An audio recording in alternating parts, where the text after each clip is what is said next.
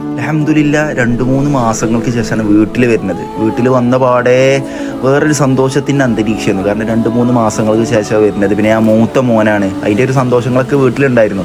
അപ്പോൾ വീട്ടിൽ വന്ന പാട് എല്ലാവരും ഉണ്ട് വീട്ടിൽ. പക്ഷെ അനിയൻ മാത്രമല്ല, അനിയന് സ്ഥാപനത്തിൽ പഠിക്കുകയാണ്. അപ്പോൾ ഓനെ കണ്ടിട്ട് തന്നെ ഒരു 3-4 മാസത്തോളമായി. അപ്പോൾ ഓൻ്റെ ഒരു ജന്മദിനം ബർത്ത്ഡേ വരാൻ നിൽക്കുകയാണ്.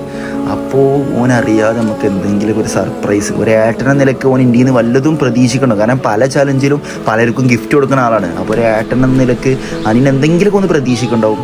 അവൻ അമ്മാടി ചോദിച്ചപ്പോൾ ഇമ്മ പറഞ്ഞത് ഓനക്കൊരു ഷർട്ടോ ഒരു ഷർട്ടും ഒരു ചെരുപ്പും ഒന്ന് പുത്തന് കുട്ടപ്പനാക്കാനാണ് പറഞ്ഞത്.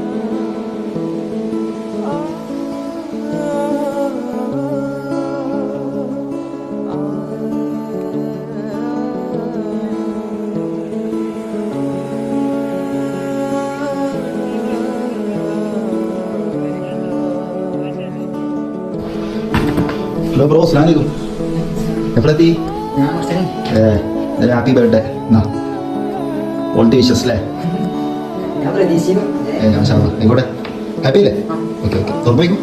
ഇമ്മ പറഞ്ഞിട്ട് ഞങ്ങൾക്ക് ഫേവറേറ്റ് ആയി. ഇമ്മ പറഞ്ഞു ഷർട്ടും ചെരുപ്പും എന്തൊക്കെ ഇട്ടാണ്. അപ്പോൾ അതെടുത്തിക്കണം. റെഡി അല്ലേ? ബ്രാൻഡ് ഫുള്ള് ബ്രാൻഡ് കേട്ടോ. അപ്പോൾ നിങ്ങളൊക്കെ ഏട്ടന്മാരാണെങ്കിൽ, കാക്കാരാണെങ്കിൽ, നിങ്ങൾ അന്യന്മാരെ നിങ്ങൾ ഇതൊക്കെ പ്രതീക്ഷിക്കുന്നുണ്ടാവും. അപ്പോൾ നിങ്ങളൊരു മന്ത്ലി ഒരു സാലറി കിട്ടുമ്പോഴൊക്കെ കുടുംബക്കാരെയൊക്കെ ഒന്ന് പരിഗണിക്കുക. അവർക്കൊക്കെ എന്തെങ്കിലുമൊക്കെ ഒന്ന് വാങ്ങിക്കൊടുക്കുമ്പോൾ അവരുടെ മുഖത്തുണ്ടാവണം, അവരുടെ ഹൃദയത്തിലുണ്ടാവുന്ന ഒരു സന്തോഷമുണ്ട്. വല്ലാത്തൊരു സന്തോഷമാണ്. അപ്പോൾ ഒരു സാലറി കിട്ടുമ്പോൾ നിങ്ങളൊരു ഏട്ടനോ അല്ലെങ്കിൽ ഒരു കാര്യഗൗരവമുള്ള വീട്ടിലത്തെ ഒരു കാര്യപ്പെട്ട ആളാണെങ്കിൽ അവർക്ക് എന്തെങ്കിലുമൊക്കെ ചെയ്തു കൊടുക്കാൻ നോക്കുക.